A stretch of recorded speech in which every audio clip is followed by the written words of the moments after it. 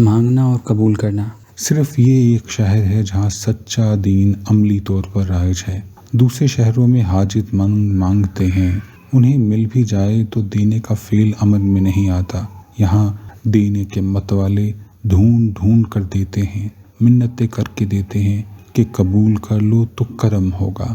اس شہر میں کوئی گناہ گار نہیں۔ معصیت کا احساس اس شہر میں خوش قسمتی کا نشان ہے، کیونکہ معصیت نہ ہو تو رحمت کیسے جوش میں آئے۔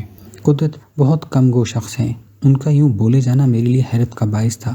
ایسا لگتا تھا جیسے وہ اپنے آپ میں نہ ہوں، کہ جیسے انہوں نے پی رکھی ہو۔ وہ بولے جا رہے تھے، وہ مدینہ منورہ کی خصوصی عظمت کے احساس سے بھرے ہوئے تھے، رطب اللسان تھے۔